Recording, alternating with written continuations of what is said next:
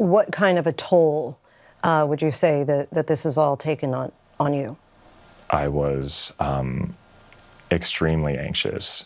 The calls got to a point where the calls and texts were almost every day. Just this constant state of like, if I don't answer, I will lose my job. For years, they smiled together on red carpets, exchanged public compliments, and posed as the proud vanguard of Black excellence in Hollywood. But insiders say that illusion has vanished. According to several longtime studio sources, both Samuel L. Jackson and Denzel Washington have quietly drawn a moral line between themselves and Tyler Perry.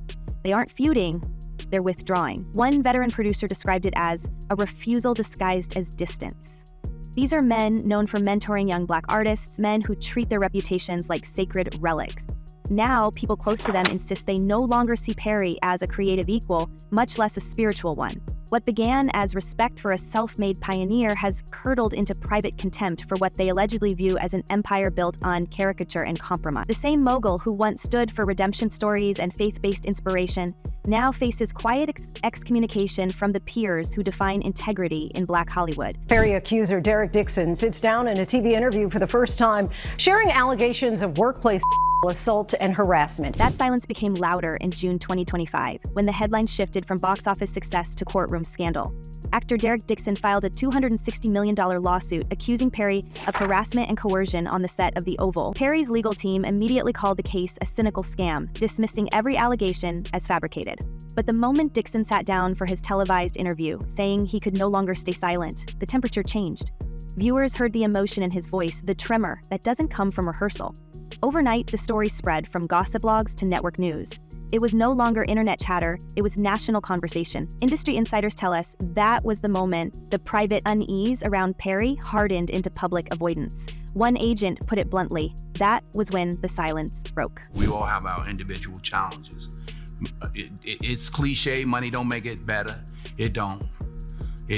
Fame just magnifies the problems and the opportunities. The timing was crucial. Denzel Washington had just finished promoting his new film, Highest to Lowest, and was giving interviews about faith, discipline, and the grace of God.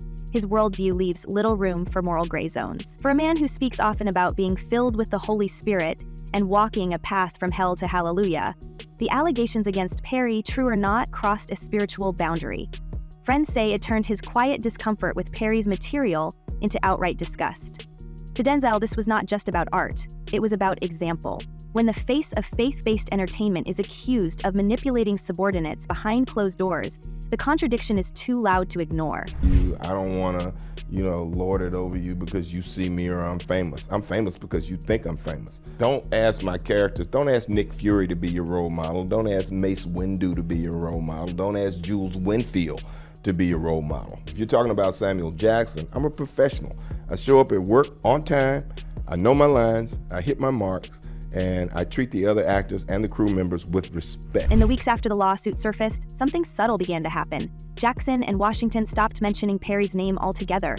Both have spent years celebrating emerging Black filmmakers, often listing those they consider the future of the craft. Their speeches this year at award galas praised Jordan Peele, Gina Prince Bythewood, and Ryan Coogler, but not Perry.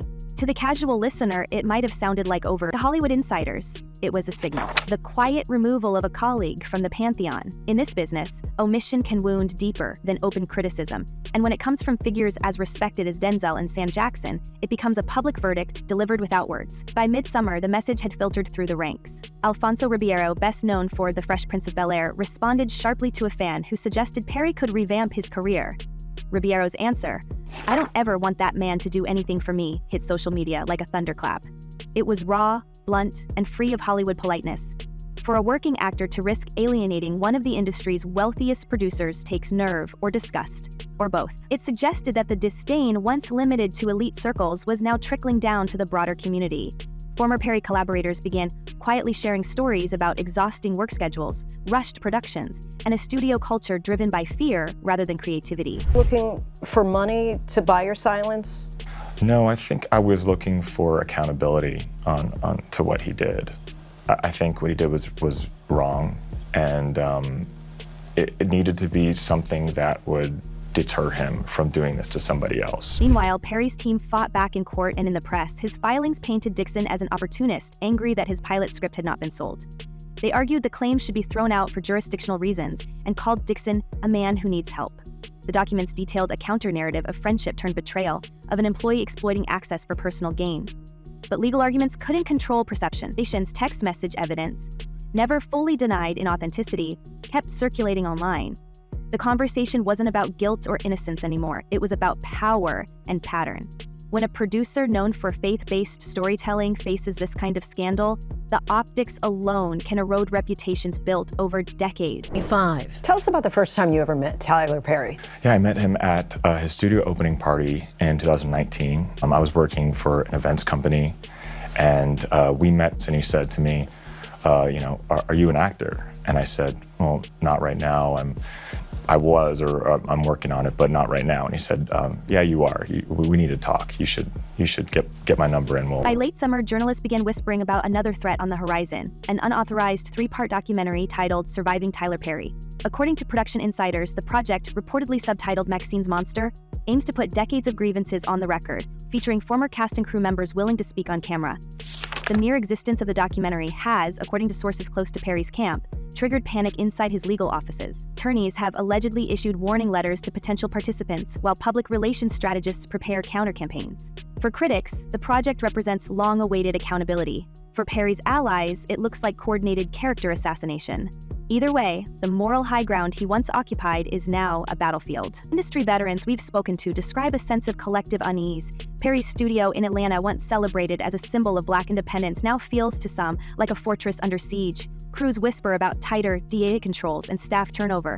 Actors who built their careers through his shows weigh the risk of association against the need for steady work. One casting agent put it starkly: you can't teach faith on camera if everyone behind the scenes is losing theirs. Have that when you started? I love helping people.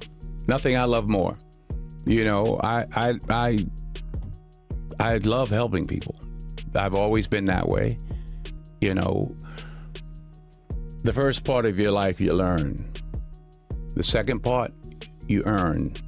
Sorry, where's that part? Is it the third 13? part you return? In Hollywood, perception becomes reality faster than any court ruling. Denzel Washington's faith-based rhetoric and Samuel L. Jackson's long-standing advocacy for artistic dignity give their silent boycott enormous symbolic weight. They don't need to say Perry's name. Their absence from his orbit says everything. The mogul, who once shared stages with Oprah Winfrey and received the Jean Hirschholt Humanitarian Award, now stands increasingly alone, his moral brand under review by the very community that built him up. What makes this moment extraordinary is the contrast between Perry's unprecedented success and the ethical shadow now creeping across it.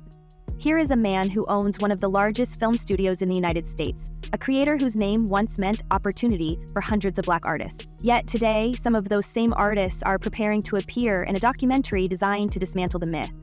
As one insider put it, this isn't cancel culture, it's consequence culture. For Denzel Washington and Samuel L. Jackson, their silence is strategy. They have nothing to gain from confrontation and everything to lose from association. The two men who defined moral authority on screen now appear to be staging a moral protest off it. And while Perry's legal team battles accusations in courtrooms from Los Angeles to Atlanta, the court of public opinion may already have reached its verdict. The question circulating through studio quarters is no longer whether he will recover, but whether anyone of stature will still stand beside him when the lights come back on. These are claims that Tyler Perry denies, but Dixon says he's speaking out now to try to stop a billionaire who won't stop themselves. Perry's team now finds itself fighting on two fronts: the courtroom and the culture. On one side, the lawsuit that challenges his personal conduct grinds through hearings and filings. On the other, a rumored documentary looms like a mirror, threatening to show the face behind the empire. Sources close to the legal proceedings say his attorneys are working around the clock, filing motions not only to move the case out of California, but to block any distribution of Surviving Tyler Perry before its release date. Reporters have noted new legal letters landing at the inboxes of former employees and crew members, warning them about existing NDA clauses. Each attempt to control the narrative seems to spark another wave of suspicion that there is more being hidden than anyone expected. The harder the defense pushes, the more the story spreads, and the more the mogul's silence begins to sound like fear. Inside the industry, we can feel the atmosphere shifting. What once looked like gossip is turning into reputational quarantine. Perry's longtime PR advisors, who once filled press junkets with uplifting stories of his rise from hardship to Hollywood royalty, now operate like crisis managers. One executive who previously partnered with Tyler Perry Studios told us the tone of every call has changed. They used to talk about premiere dates, he said. Now they talk about legal strategy. Rumors swirl that a major streaming platform is quietly reconsidering its long-term contract with Perry's studio, worried that the documentary could damage investor confidence. Even if none of these whispers prove true, the hesitation alone reveals how fragile his empire has become. The dark moments for me was, thinking about my career and thinking about, why I wasn't, oh, poor me, oh, poor me, oh, poor me. Then I get high and I forgot about, oh, poor me. Yeah.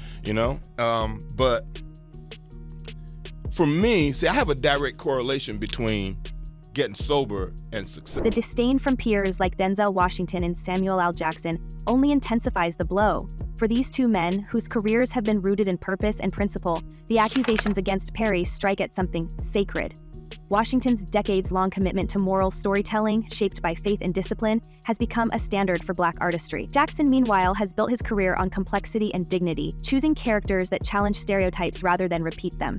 For them, aligning with Perry now feels like moral compromise. The effect is quiet but devastating, the creation of an invisible blacklist.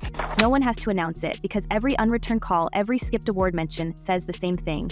In Hollywood, that kind of silence travels faster than scandal itself. Insiders close to the situation have started offering a different explanation for why the disdain toward Perry runs so deep.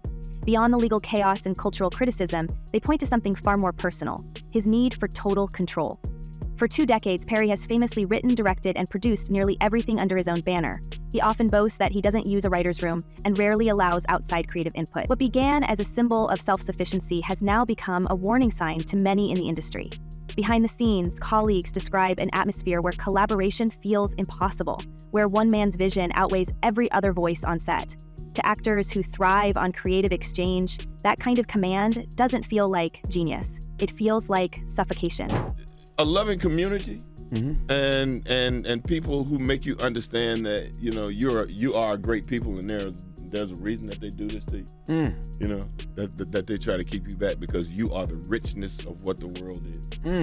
That you offer something that they don't have, and they know they can't have it, but they want to control it. So you listen to those people. You have the right teachers. My whole school life was. Those who have worked alongside Perry say his obsession with doing everything himself created an invisible wall between him and the community that once celebrated him. At first, his self-reliance looked heroic, proof that a Black filmmaker could outwork and outthink a system that never made room for him. But success hardened into certainty, and certainty into isolation. Crew members reportedly learned not to question his notes, and writers who tried to pitch new ideas found themselves quietly replaced. The irony is painful. The man who fought for representation became, in the eyes of many peers, a symbol of unilateral power. Denzel Washington and Samuel L. Jackson, both known for discipline and respect for the craft, are said to see this not as confidence but as unchecked ego. A man so convinced of his own brilliance that he no longer hears the people who helped build his kingdom. That I had to go back and stop and say, well, where am I in the midst of all that? How many people have I created to cover this thing to the point that maybe I've gotten lost in who I am, and I don't know. So do you still have days when you're on set where you're? I have days, or some days it's B, some days it's P, some days it's... That perception feeds directly back into the unraveling we see now. If the empire was built on control, then losing respect may have been the first crack in its foundation. Once colleagues start viewing your leadership as domination rather than direction, loyalty evaporates. And when that shift happens in Hollywood, an ecosystem powered by trust and reputation, the consequences spread faster than any rumor. What once looked like mastery begins to resemble obsession, and every new scandal reinforces the idea that Perry's greatest strength has become his fatal flaw. When we connect these dots, a deeper argument emerges. The lawsuit and the disdain are not separate. They are symptoms of a single fracture between culture and commerce. Perry's success was built on a formula: exaggerated pain, easy redemption, and characters who mirror the stereotypes critics have fought to erase. That formula made him a billionaire, but at what cost? For every record-breaking box office, there were cultural commentators accusing him of selling the struggle of Black women as entertainment. The more he profited, the louder the question became: was he healing the community or exploiting its wounds? Denzel and Jackson built legacies on dignity. Perry built one on distress. Their rejection isn't about rivalry, it's about refusing to co-sign what they see as moral theater packaged for mass consumption. As we watch this divide widen, Perry's isolation becomes visible in ways that numbers cannot hide. Once photographed beside presidents, he now appears mostly in controlled settings, surrounded by staff rather than peers. Those who have visited his Atlanta compound describe an atmosphere of guarded loyalty. Several insiders whisper that creative partners have begun quietly stepping away, completing current contracts but declining to renew them. Network insiders hint that upcoming projects are being reevaluated due to what one executive called reputation volatility. It is the polite language of abandonment. And through it all, Perry continues to project calm, appearing at charity events and church galas while his empire trembles behind the scenes. What my mother said to me was, Denzel, you do a lot of good, but you must do good the right way. She said, and you know what I'm talking about. Can't buy your way in. Can't love your way in. You gotta serve. You gotta do good. What makes this moment even more striking is the spiritual symbolism attached to it. Denzel Washington once said, when the devil ignores you, then you know you're doing something wrong. In that framework, Perry's recent turmoil looks less like coincidence and more like consequence. Hollywood once celebrated him as the embodiment of perseverance, a man who turned faith into fortune. Now, the same community that lifted him up is questioning whether he has become the very system he claimed to fight against. Each lawsuit update, each leaked email, and each rumored exit reinforces the perception that the walls of his kingdom are closing in. There is also the chilling awareness that this could reshape the entire landscape of Black entertainment. For years, Perry was the sole gatekeeper for hundreds of actors who couldn't find opportunities elsewhere. His fall would not only dent his personal brand, but also leave a creative vacuum. Insiders debate whether the next generation will follow his model of independent production or reject it entirely. Streaming platforms that once saw him as untouchable now weigh the optics of continuing their alliances. Every studio memo leaked to reporters feels like a small crack in the foundation. The day after that, he called several times and I ended up getting afraid of what was going on the other side. So I picked up. And that's when he said, you know, he was sorry for what happened. He doesn't know why he did that, and that maybe he was self-sabotaging or something. And in the same call, he said, and don't worry, we're going to do your show. Meanwhile, the courtroom remains unpredictable. Dixon's legal team promises to bring text messages and testimony that, if authenticated, could shift the balance completely. Perry's lawyers, equally determined, continue to label the case an extortion attempt. The legal clock ticks as the documentary producers, reportedly filming under the radar, prepare what they call a historic expose. If it premieres before a verdict is reached, the cultural judgment could arrive long before the legal one. Some insiders say that's what terrifies Perry most, the idea that public opinion might convict him even if the court does not. For Washington and Jackson, the decision to stay silent may prove prophetic. Their absence set the tone, but now other figures, actors, writers, even faith leaders, are beginning to distance themselves. Sponsors grow cautious, partnerships fade, and what was once a career built on unstoppable momentum starts to look like a slow retreat. The man who controlled his narrative through sheer willpower may finally be facing a story he cannot rewrite. They walked away first. Now the rest of Hollywood seems to be following. The empire still stands, but if the courtroom and the cameras keep circling, how long before even his audience turns its back? Is this the beginning of a reckoning or the end of an illusion? Let us know what you think in the comments, because the next headline might not be about what he built, but about what he's about to lose. Thanks for watching, and until next time, stay curious and stay tuned.